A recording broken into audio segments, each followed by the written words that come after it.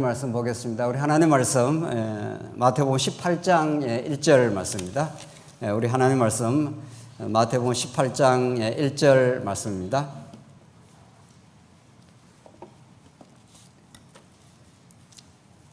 찾으신 줄 알고 봉독 드리겠습니다. 마태복음 18장 1절 말씀입니다. 그때 제자들이 예수께 나와 이르되 천국에서는 누가 크니이까? 예수께서 한 아이를 불러 그들 가운데 세우시고 이르시되 진실로 너희에게 이르노니 너희가 돌이켜 어린아이들과 같이 되지 아니하면 결단코 천국에 들어가지 못하리라. 그러므로 누구든지 이 어린아이와 같이 자기를 낮추는 사람은 천국에서 큰 자니라. 4절까지 봉독 드렸습니다. 우리가 지금 살펴가는 마태복음의 말씀 삼직을 통해서 하나님 나라의 실체로 오신 예수, 그 예수를 통해서 구약에 언약하신 여호와 하나님께서 지금도 살아계시고 교회를 다스려 가시는 분이시다 하는 이 복음의 메시지를 우리가 듣고 있습니다. 복음을 알고 보면은 그 원리가 아주 단순합니다. 예수 한 분을 통해서 하나님 어떠신 분인가 우리에게 가르쳐 주는데, 복음의 내용을 이렇게 차근차근 살펴가노라면 때로는 그렇게 간단하지는 않습니다. 복음의 원리를 깊이 우리가 알고 본문을 풀어가면은 풀리지만은 오늘 본문 말씀 같은 게 그렇습니다. 오늘 본문 말씀이 그리 간단한 말씀이 아닙니다. 우선 18장 1절을 보시면은 이 본문이 하나님 나라 복음, 하나님 나라 실제로 오신 예수 그리스도에 대한 말씀이라는 그 단서가 이제 들어있긴 합니다만은 우리가 아주 면밀하게 찬찬히 살펴갈 필요가 있습니다. 그때에라는 말이 있지 않습니까? 그때라는 건 이미 그전 어떤 정황이 있었습니다. 성전세를 내야 되느냐 말아야 되느냐, 우리 지난 시간 그런 내용이 있었지 않습니까? 왕의 아들은 세금을 낼 필요 없지만은, 그러나 내가 성전세를 성취하러 왔다. 성전의 죽음을, 성전이라는 것이 죽고 살아가는 하나님의 영광의 보호자인데, 한 재물이 죽음으로 하나님의 택한 백성들이 대신 죽고 우리 대신 살아나는 복음의 메시지가 성전입니다. 구약에 그토록 이제 성전이 중요하지 않습니까? 하나님 나라를 약속하고 다윗에게 다윗 왕국을 이루고 나서 하나님께서 솔로몬 성전을 짓지 않습니까? 그러니까 이 다윗 왕국은 성전의 방식으로 이 나라가 영원히 지켜진다. 왜냐하면 다윗 이후에 다윗, 솔로몬, 르호보암, 솔로몬 후반기만 가도 또 범죄를 하기 때문에 범죄한 백성들은 거룩한 나라에 들어올 수 없습니다. 원칙적으로. 그런데 하나님께서 용서해가지고 들어오게 하는 거죠. 하나님이 거룩하신 분이기 때문에 거룩이 나타나면은 죄인들은 다 죽습니다. 그렇기 때문에 거룩하신 하나님께 나아올 수 있도록 성전 제도를 만들어 주신 거죠. 성전이라는 게 그토록 중요합니다. 이스라엘 역사에서 이스라엘 백성들에게 성전 없는 이스라엘 나라를 상상할 수 없듯이, 이제 우리 지난 시간에 이제 예수님이 이제 하나님의 나라의 왕으로 왔다. 지금 왕직을 지금 설명하고 있지 않습니까? 지금 마태복음 우리가 지금 살펴가는 맥락이 크게 봐서 네 부분인데, 1장에서 4장이 이제 서론격이고, 이제 선지자가 나오고, 선지직이죠. 선지직이 나오고, 이제 왕직을, 우리 16장부터 이제 왕직을 풀어가고, 마지막에 제사직입니다. 그러니까 이 하나하나 메시지가 이게 분리되어 있지 않습니다. 자, 우리가 늘 이제 성경을 전체로 봐야 된다, 마태복음을 전체로 봐야 된다 했을 때는 구약에 언약하신 대로 예수님이 하나님 나라의 실체로 오셨는데 선지직을 가지고 오셨다. 선지직처럼 중요한 게 없죠. 모세가 하나님의 뜻을 받아서 이스라엘 백성에게 전달해 주지 않으면 이스라엘 백성은 전부 다 캄캄합니다. 그래서 하나님의 뜻을 전달해 주는, 하나님의 율법을 해석해 주는 이런 하늘의 비밀을 열어주는 존재죠. 하나님의 뜻을 전달해 주는 자니까 그 뜻을 전달해 주는 선지자가 예수에 대해서 증거를 하는데, 예수에게는 자기 증거입니다. 이제 신약은 예수님이 자기를 이제 드러내지 않습니까? 내가 왕이고 제사장이다, 이런 뜻입니다. 선지자가 결국은 밝혀주는 것은 왕이시다. 왕이라야 하나님 나라를 통치하게 되는 거죠. 그러니까 가짜 왕들이 아담 타락 이후 출몰한 거죠. 이 세상에 전부 가짜 왕들입니다. 자기가 왕이다, 자기가 삶의 주체다, 혹은 내가 선악 판단에 내가 주체다, 이런 세상 나라의 이 혼돈과 비극, 이 속에 하나님 나라의 진짜 왕 중의 왕이 이 땅에 출현하는 것, 이걸 복음이라고 합니다. 하나님 나라의 복음.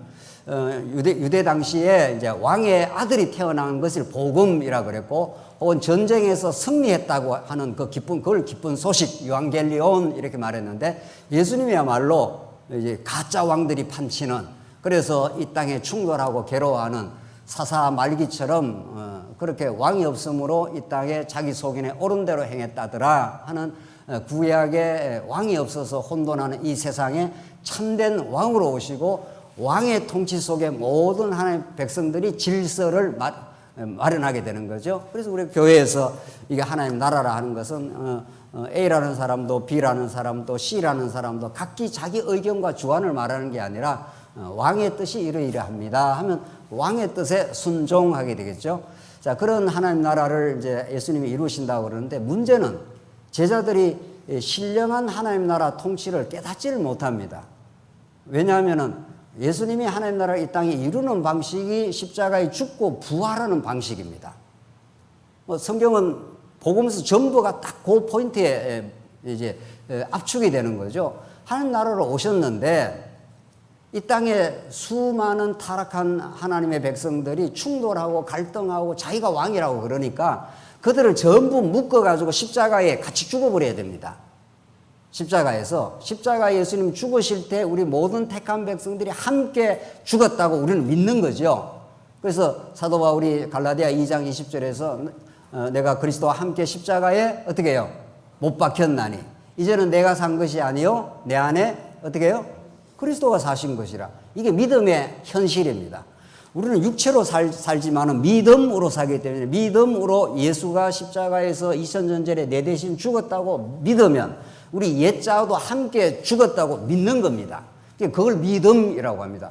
그 믿음이 오면은 우리는 예수 안에서 새 사람의 길을 갈 수가 있는데, 그 믿음이 없으면 계속 자기 주장을 하는 거죠. 내가 본 것이 옳아, 내가 본 것이 맞아, 내가 본 것, 당신이 보는 건 틀려. 이렇게 끊임없는 그 자기 주장, 이게 타락한 죄라는 게 인간의 자기 주장입니다. 하나님만 자기 주장을 할 수 있습니다. 이것이 옳고 이것이 그러다. 그래갖고 하나님만이 심판하고 하나님만이 자기 주장을 할 수 있는 분이죠. 우리 모든 백성은 그 하나님의 주장에 함몰되어 들어가는 겁니다. 맞습니다. 하나님이 하신 일이 맞습니다.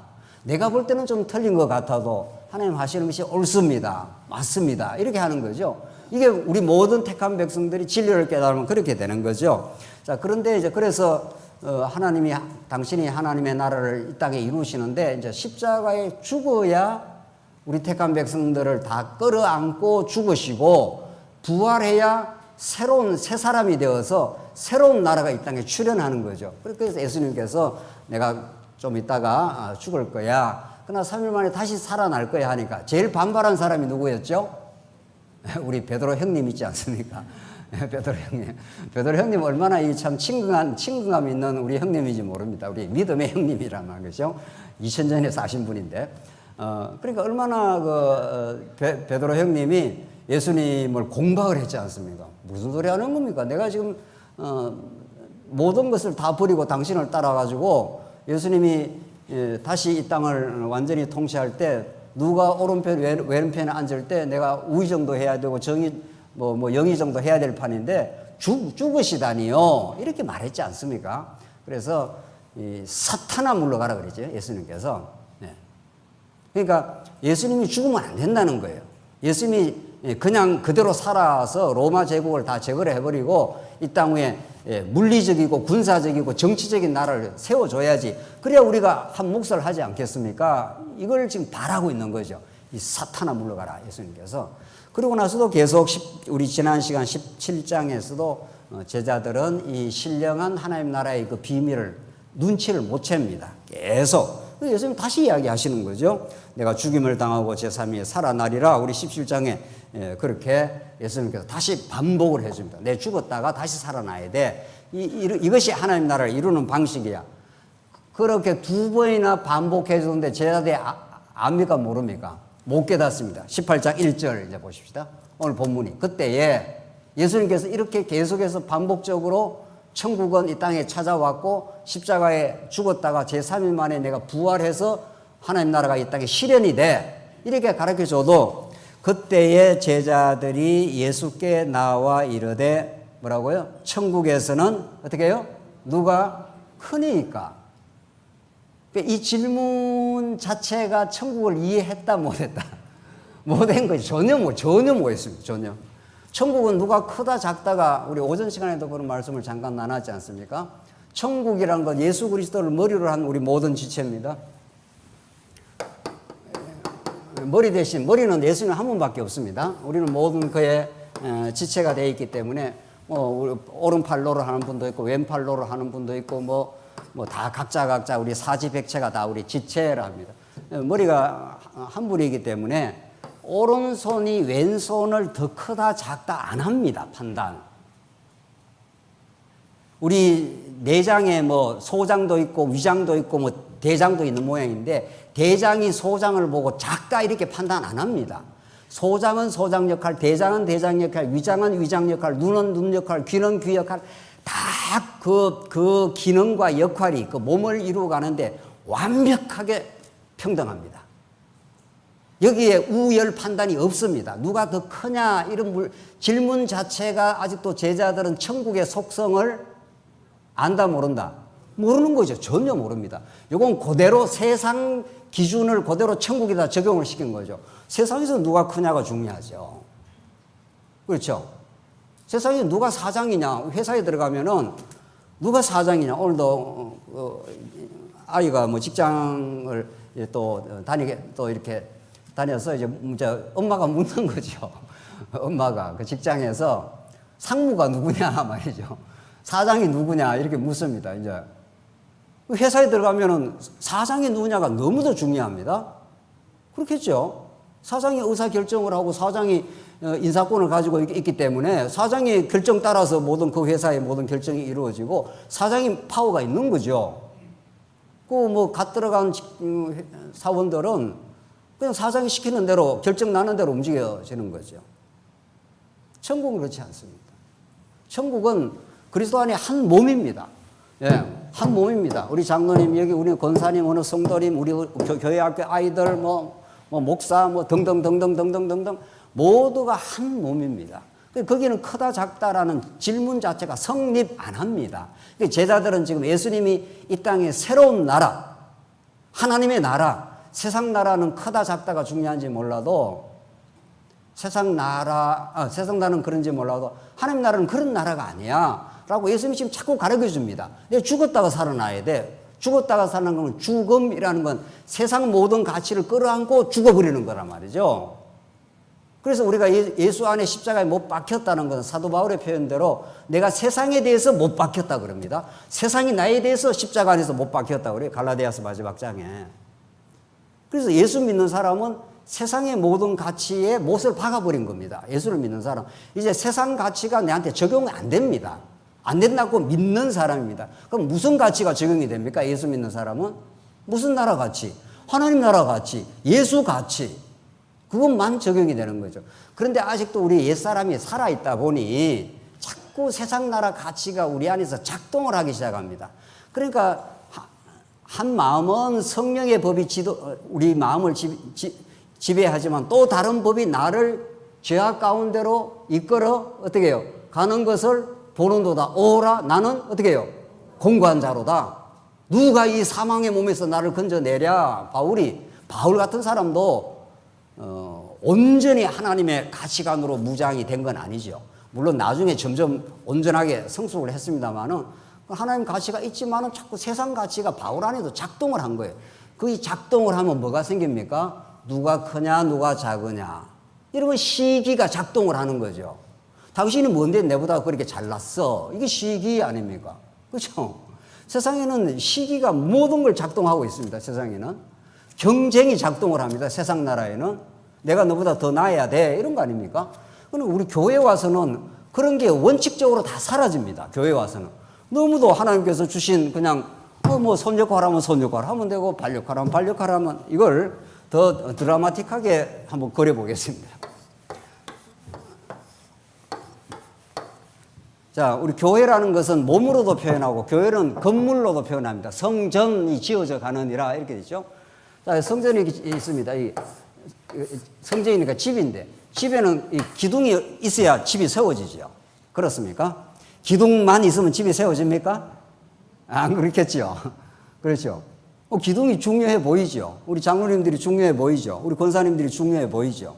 뭐 중요하지 않은 게 아니에요. 그러니까 어떤 분이 더 중요하다 이런 말이 교회에 성립 안 합니다. 절대로 안 합니다. 이거는 만약에 그렇게 이미 더 중요하다는 판단을 하는 순간 어떤 것이 덜 중요하죠. 그러니까 교회에서는 그냥 소중한 지체라 그러면 됩니다. 다 소중합니다.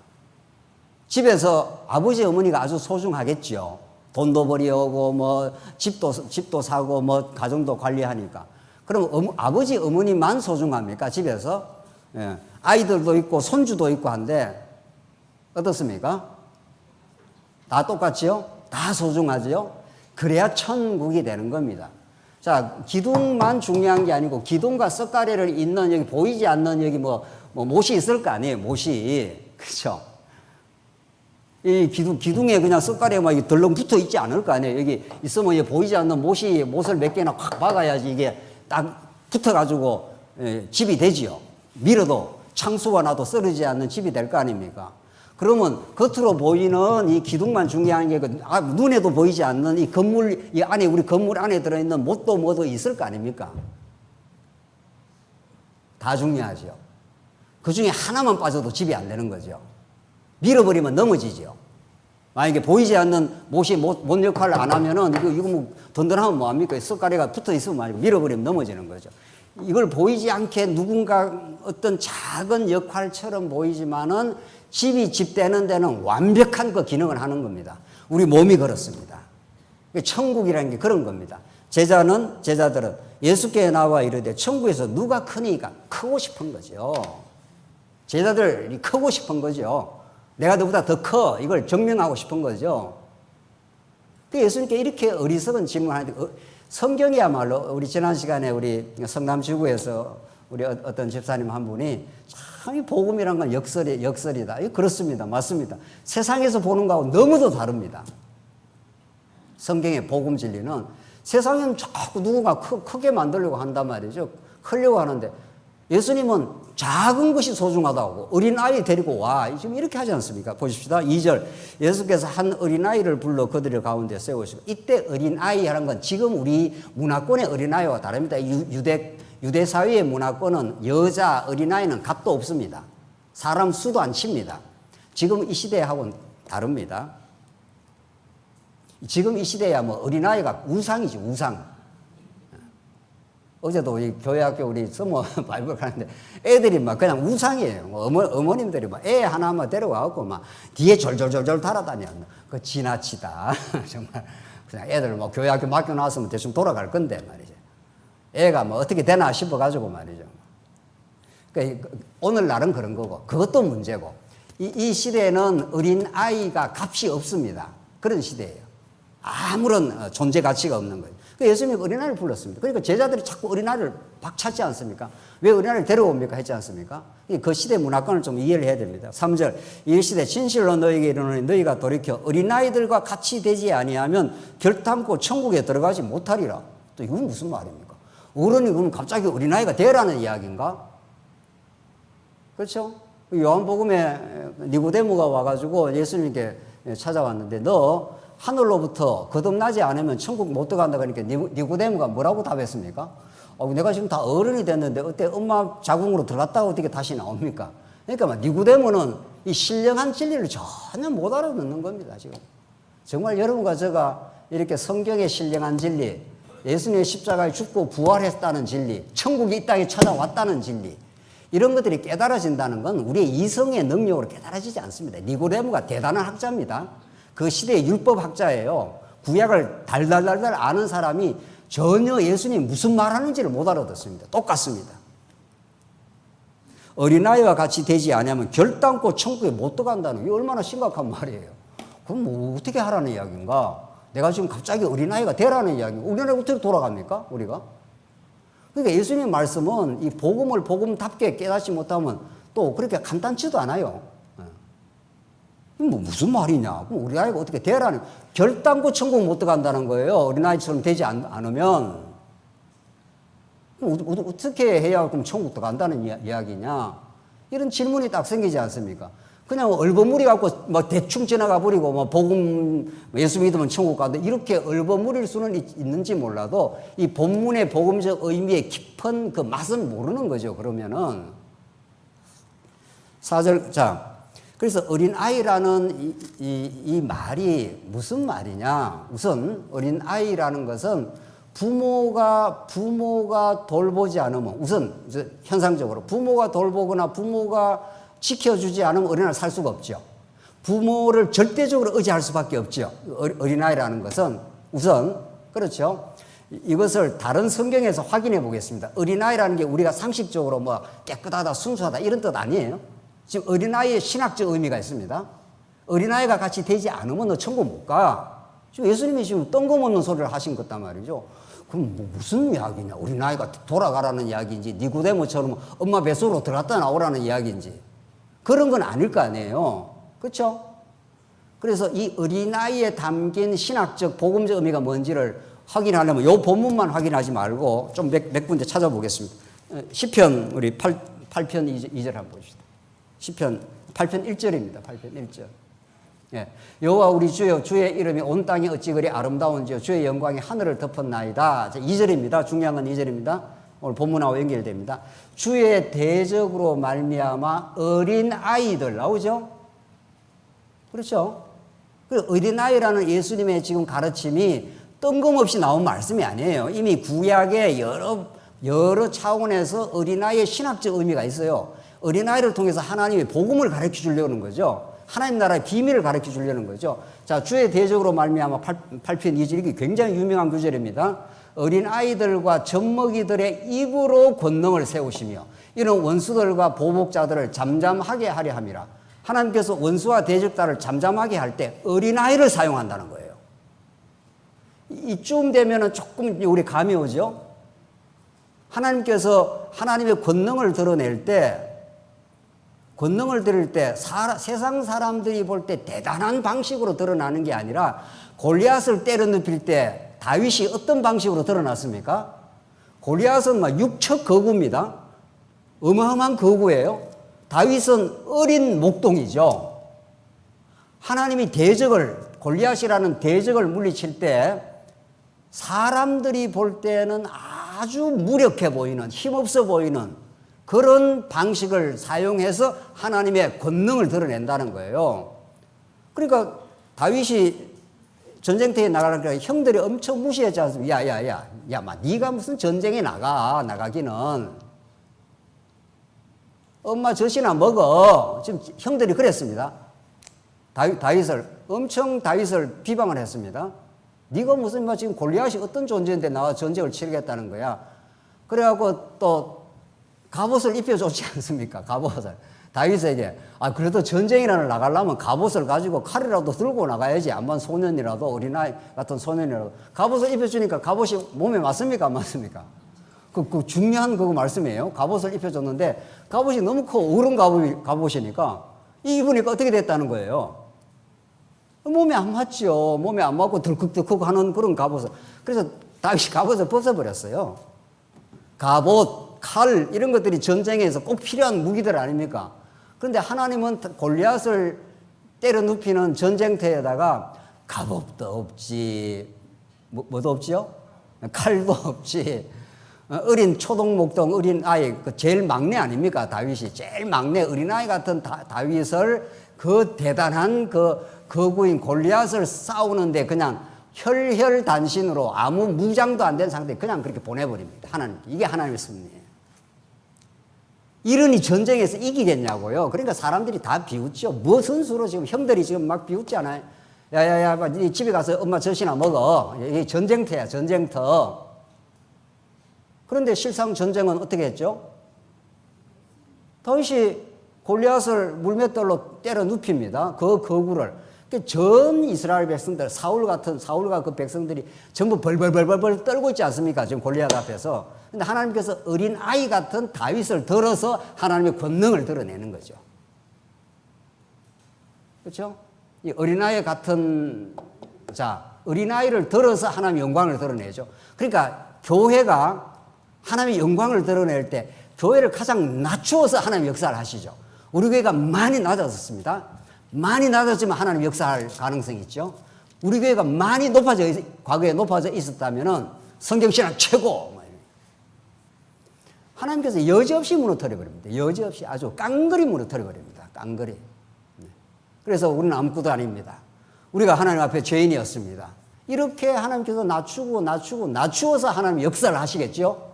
그래야 우리가 하는 일이 안 되는 거죠. 우리가 대단한 무슨 신학적 이론을 가져서 하는 역사하는 일이 아니라 우리는 예수밖에 의지할 수밖에 없는 어린아이지요. 네.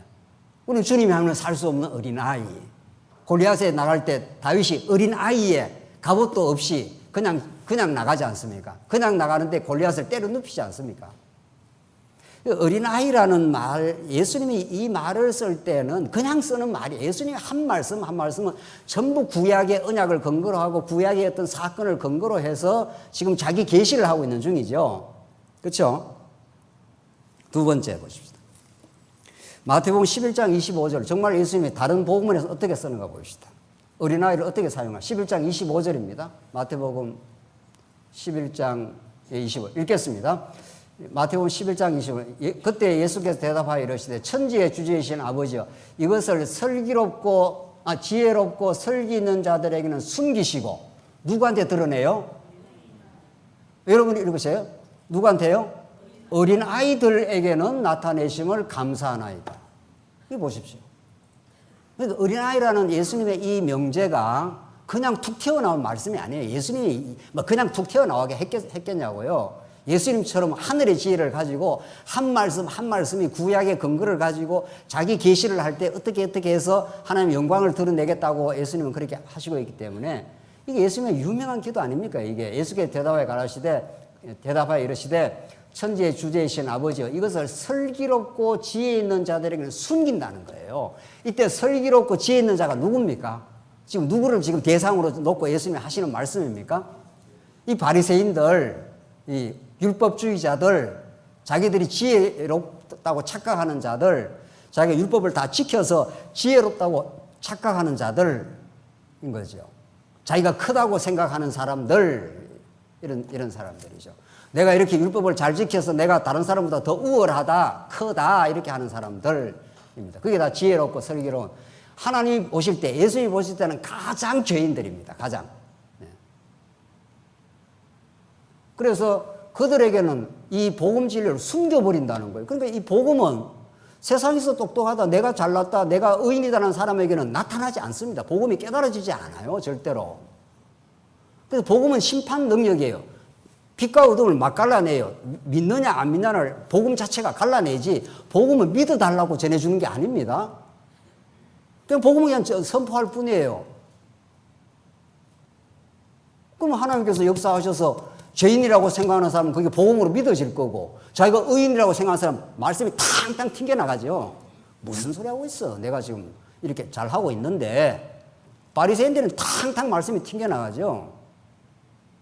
복음은 믿어달라고 전해주는 말씀이 아니에요. 무슨 복음이 무슨 값싼 무슨 상품입니까? 믿어달라고 하게.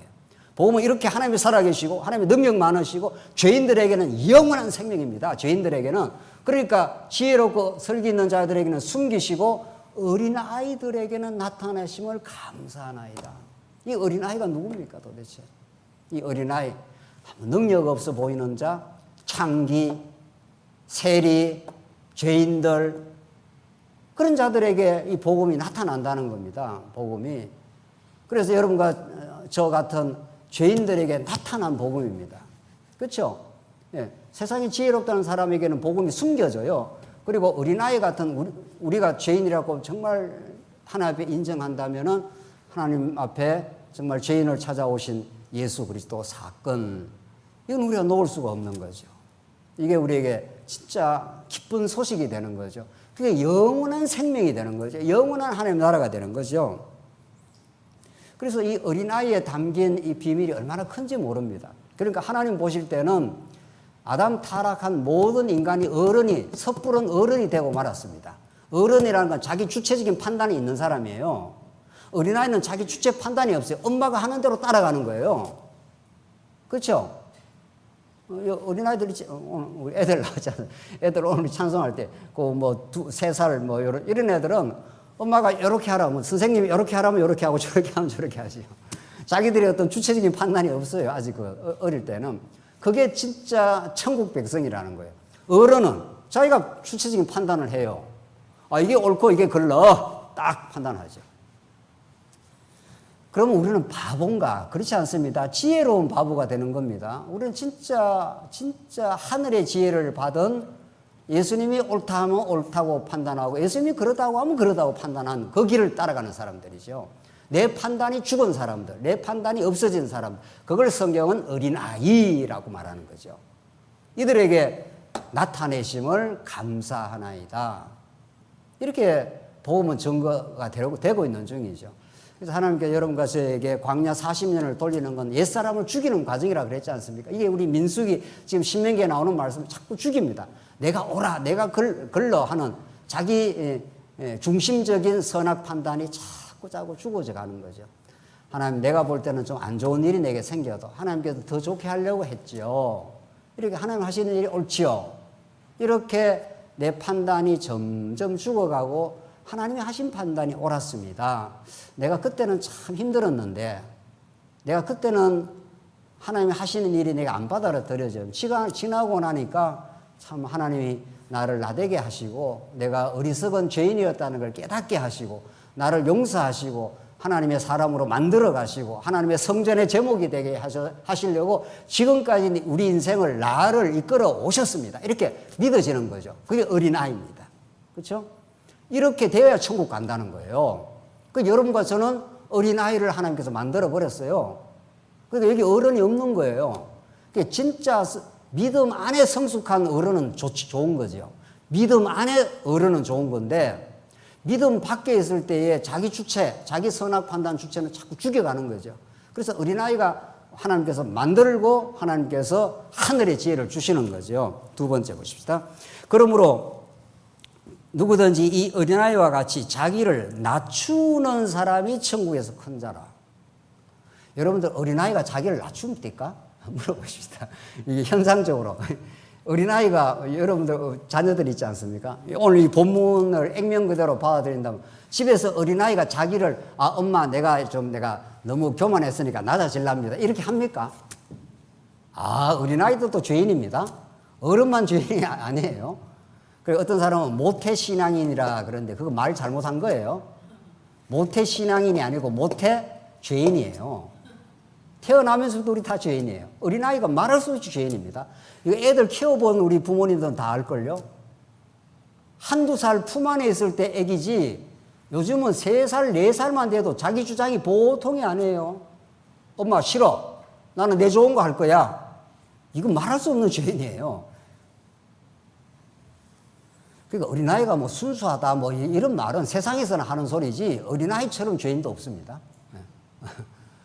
그렇게 알면 되시는 거예요. 그런데 이 어린아이에게 예수가 필요한 거지 뭐 장난감이 필요한 게 아니에요. 사실은 우리 어린아이들한테도. 어린아이가 좀 약간 귀엽기는 하다 하는 면은 있지만은 어린아이, 자, 요거는 어린아이가 자기를 낮춥니까? 집에서 어린아이가 자기를 이렇게 탁 낮춰가지고 어른 말 잘 듣습니까? 안 듣습니다. 요즘 어린애는 이게 더 영악해져가지고 말이죠. 그 엄마들이 그래서 더 힘든 거예요. 애들도 다 자기 주장을 하기 시작하니까. 오늘 이 본문 말씀이 도대체 어린아이와 같이 자기를 낮추는 사람이 천국에서 큰 자, 자기를 낮춘다는 말이 뭔가? 이건 확인해 봐야 됩니다. 낮춘다는 것도 신학적 의미를 가지고 있지, 내가 뭐 저렇게 겸손하랍니다. 이런 말이 아닙니다. 신학적 의미, 복음적 의미는 예수하고 다 관련이 되어 있습니다. 어린아이가 정확하게 예수예요. 여기서 비유상 어린아이라 그랬지, 나중에 가면은 어린아이야말로 진짜 예수가 어린아이로 찾아오는 겁니다. 자기 주관을 다 버리고 온전히 하나님의 뜻을 따르고 온전히 하나님 앞에서 순종하는, 그래서 자기를 낮춘다는 이 명제가 나옵니다. 한번 찾아보겠습니다. 빌립보서 2장 5절로 한번 가보겠습니다. 성경에서 낮춘다는 말이 도대체 뭔지. 너희 안에 빌립보서 2장 5절입니다. 너희 안에 이 마음을 품으라 곧 그리스도 예수의 마음이니. 예수의 마음이 어떤 마음인가 이제 설명합니다. 그런 근본 하나님의 본체시나 하나님과 동등됨을 취할 것으로 여기지 아니하시고 예수님이 하나님과 동등한 권세를 가지고 있는 분이라는 거예요. 오히려 자기를 비워 종의 형체를 가지서 사람들과 같이 되셨고 그 다음 사람의 모양으로 나타나서 자기를 뭐라고 했습니까? 여러분이 읽으세요. 자기를 어떻게 해요?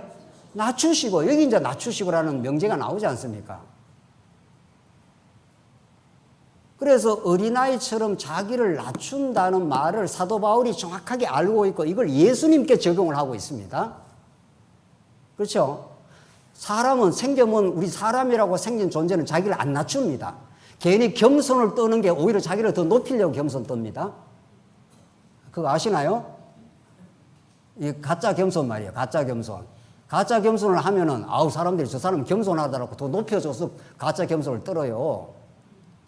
사람이란 사람 존재는 절대로 자기를 안 낮춥니다. 어떻게 하면은 천국에서 누가 크니까 이렇게 묻지 않습니까?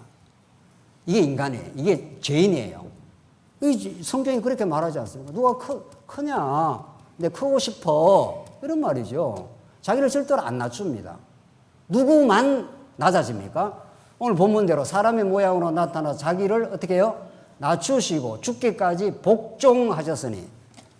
자, 이 말이 참 정말 낮추심, 그러면 복종. 그 다음에 뭐라고 되어 있죠? 곧 십자가에 어떻게 해요? 죽으십니다. 십자가라는 게 보통 명제가 아닙니다. 예수님께서 하나님과 동등하십니다. 하나님과 동등 권세를 가지고 있는데 자기를 비워 낮춘다는 이 어린아이처럼 자기를 낮춘다는 이 명제를 사도 바울이 그대로 지금 사용하고 있는 중이죠.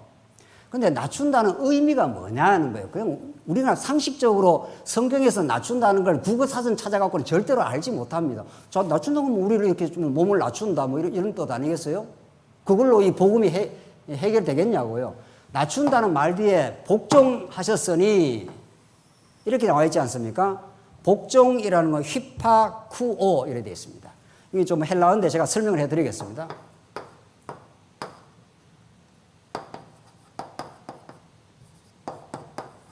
우리 가끔 제가 이제 헬라어나 히브리어를 하는 거는 복종이라는 이 말 자체는 우리한테 정확하게 들어오질 않습니다. 휘파라는 건 휘포라는 것은 뭐뭐 밑에 이런 뜻이에요. 영어로 말하면 under 이런 뜻이에요. 그러니까 복종이라는 건 누구 높은 자를 전제하고 높은 자 밑에서 자기를 이렇게 밑에 들어가는 겁니다. 예수님이 그렇게 밑에 들어갈 뿐입니까? 아닌 거죠. 예수님은 하나님과 동등하신 분이죠. 그런데 하나님 앞에 밑에 들어가신 거죠. 밑에 들어갔습니다. 두 번째 쿠오 하는 건 아쿠오 하는 말은 경청하다 이런 뜻입니다. 남의 말을 이렇게 잘 듣는다. 사장님이 사원을 부르면 예 하고 왔습니다. 그럼 사장님이 뭘 지시를 할 거 아닙니까? 그럼 사장님이 지시하면 사원은 어떻게 해야 되죠? 사장님 말씀에 하나도 토시라도 놓치면 안 되죠. 왜냐하면 그 사장이 지시대로 해야 회사가 돌아가니까 그렇겠죠. 그러니까 대통령이 무슨 앞에 나와서 이렇게 발언을 하거나 하면은 옆에 있는 참모들이 장관들이 막 정확하게 그걸 기록하고 막 메모에 적고 그러지 않습니까? 그렇죠? 왜 그렇게 합니까? 들어야 되니까. 사장의 뜻대로 이 회사가 움직여야 되니까. 그렇겠죠? 이 하나님 나라는 누구 뜻대로 움직여지는 겁니까? 하나님 뜻대로 움직여지는 거니까. 그러니까 예수님이 하나님의 뜻을 정확하게 들으신 분이고 그 하나님 밑에 들어와가지고 휘파라는 것, 더 밑에 들어와서 아쿠오 하나님 말씀을 듣는 사람이 된 겁니다. 타락한 모든 인간은 하나님 말씀 안 듣습니다. 안 듣습니다. 왜? 내가 신이니까. 신은 발언을 하는 사람이지 누구 밑에 가서 듣는 사람이 아니에요. 그래서 신명기에서 쉐마 들으라 이스라엘 백성들이여 하는 말이 너무도 중요합니다. 쉐마라는 게 우리 이스라엘 백성들을 포함한 우리 모두는 하나님의 말씀을 듣는 사람입니다. 듣는 사람입니다. 그러니까 하나님의 말씀을 잘 들으면 그것을 복종이라고 합니다. 그래서 예수님이 자기를 낮추었고 밑에 내려와가지고 하나님의 말씀을 들어서 예수님은 요한복음에 보면 내가 내 뜻대로 보고 내 뜻대로 말하지 않는다. 내가 보고 들은 그대로 예수님의 말씀을 그대로 내가 전한다. 하나님의 말씀을 그대로 전한다. 그 말씀이 요한복음에 너무 많이 나옵니다. 그렇죠? 그러니까 복종이라는 그냥 뭐 이게 어떤 주인 밑에 들어가서 복종한다 이런 뜻이 물론 있지만 그 의미로 봐서는 밑에 내려와 가지고 그 위에 있는 사람의 말을 아주 경청을 한다 이런 뜻입니다. 이게 순종, 복종이라는 뜻입니다. 그러니까 우리가 하나님의 뜻을 듣는다 이렇게 했을 때는 다른 일체의 모든 걸 다 내려놓고 아버지의 뜻이 뭔가 이걸 듣는 사람입니다. 이 비유를 제가 마지막으로 한번 설명하고 정리하겠습니다. 누가복음 10장으로 한번 가보겠습니다. 진짜 이런 말이 있는지 없는지. 누가복음 10장 38절입니다. 누가복음 10장 38절. 이 마리아와 마르다의 사건, 이거 사건 아시죠? 예, 마리아는 예수님 밑에 내려와서 말씀을 들었고, 마르다는 어떻게 했죠? 열심히 일을 많이 했다. 예수님이 누구를 칭찬했죠? 우리가 볼 때는 누구를 칭찬해야 될 것 같습니까? 마르다를 칭찬해야죠. 마르다는 열심히 봉사하고 일을 많이 한 사람이니까. 이 마리아는 좀 얄미운 거 아니에요? 일종의. 그렇죠? 예수님 말씀하는데 그 예수님 밑에 와서 막 말씀만 듣고 있으니까 우리 세상 말로 말하면 좀 뭐라 그래야 됩니까? 일은 안 하고 뭐만 한다? 예. 말씀만 듣는다. 뭐 이런. 그렇지 않습니다. 뭐 그런 뉘앙스가 있는 것도 아니고 이 본문 말씀이 그런 게 아닙니다. 읽어보겠습니다. 그들이 길 갈 때 예수께서 한 마을에 들어가시니 마르다라는 한 여자가 자기 집으로 영접하더라. 39절. 그에게 마리아라는 하는 동생이 있어 주의 발치에 그의 말씀을 듣더니 주의 발치에 조금 위에 주의 밑에 들어가서 발치라는 건 발 밑에 들어가는 거죠. 주님의 발 밑에 들어갔습니다.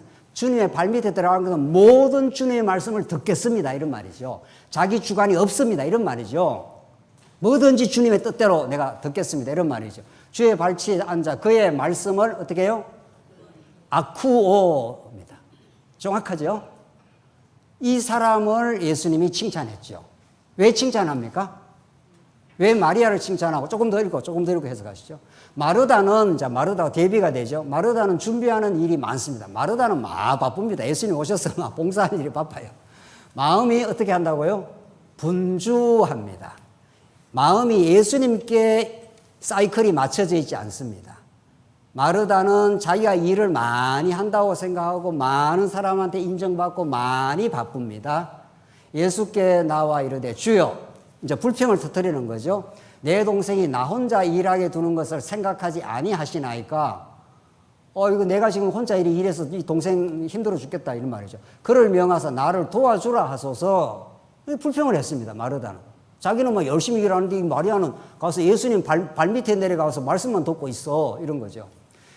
예수님의 평가가 어떻게 떨어집니까? 주께서 대답하여 이르시되 마르다야 마르다야 내가 많은 일로 염려하고 근심하나. 이때 많은 일 하는 게 하나님의 일이 아니고 자기 일입니다. 자기가 그 일을 통해서 자기 확장시키고 많은 사람한테 인정받고 그렇게 하는 일이죠. 진짜 주의 일이 아닌 거죠. 그래서 많은 일로 염려하고 근심하나. 그게 진짜 주의 일을 했으면 염려 안 합니다. 정말 주의 일을 했으면 자기가 뭐 일을 하더라도 그냥 감사하게 일하고 끝이에요. 다른 사람하고 비교할 일도 없습니다. 여러분도 우리 주의 일을 할 때, 주님의 일을 할 때 우리가 내가 내게 주은 일을 열심히 하면 되는 거죠. 왜 딴 사람은 일 안 해? 이렇게 안 합니다. 진짜 주의 일을 하는 사람은. 그렇겠죠? 그러면 그렇다고 좀.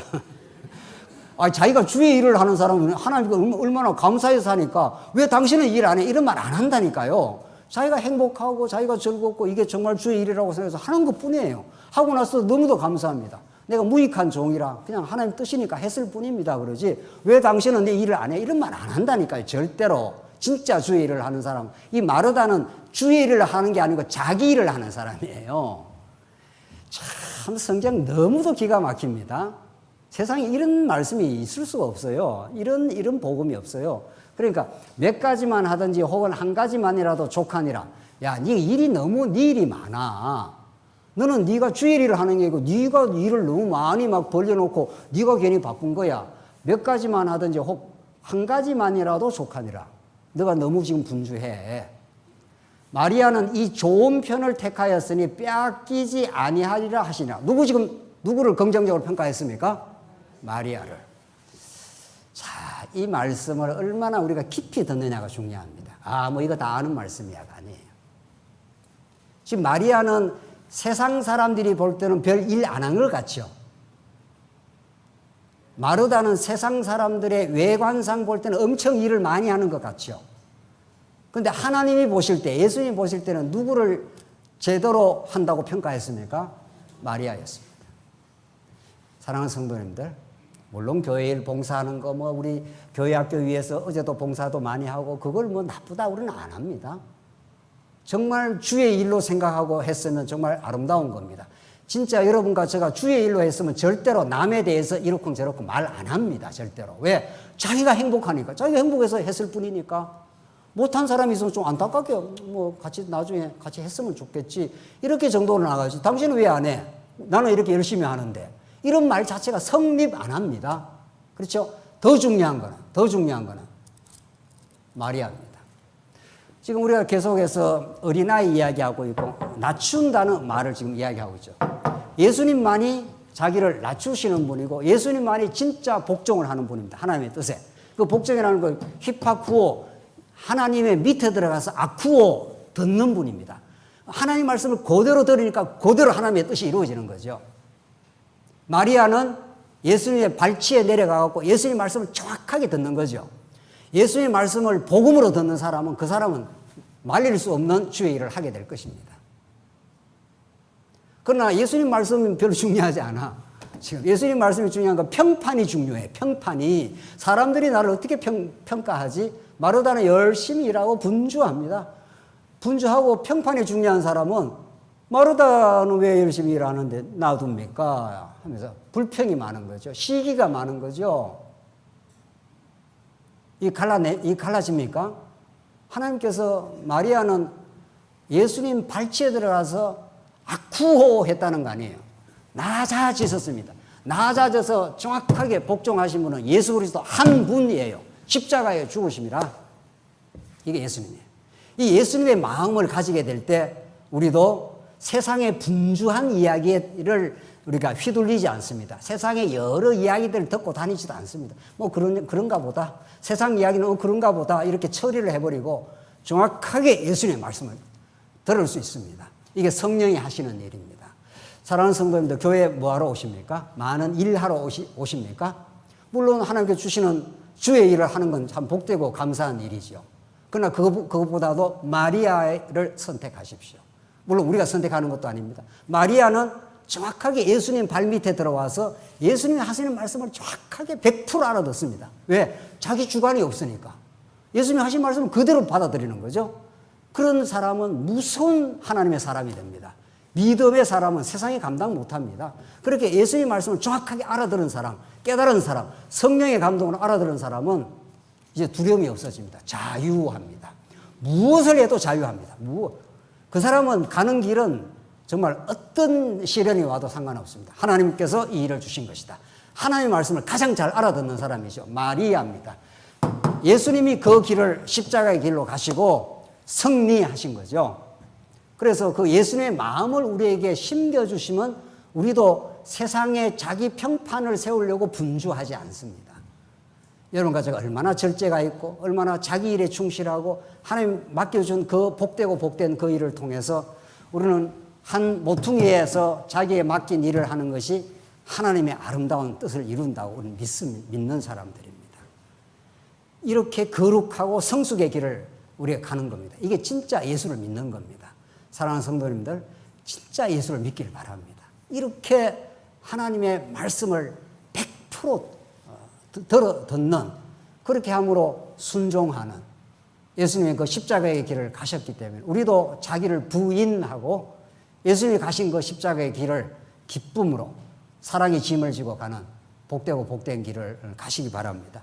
오늘 예수님의 이 말씀은 이제 더 다음 말씀으로 이어지는데 오늘 시간이 다 됐기 때문에 이 말씀을 깊이 묵상하시고 어떻게 어린 아이 되신 예수님, 우리 대신 낮아지신 그 예수 그리스도 안에 복음의 비밀이 숨어 있습니다. 기도하겠습니다. 하나님 아버지 은혜를 감사합니다. 우리가 너무도 어른이 되어버렸습니다. 하나님 앞에 자기 주체적인 판단으로 사느라 얼마나 많이 갈등하고 분주하며 참된 기쁨을 많이 잃어버리고 살았습니다.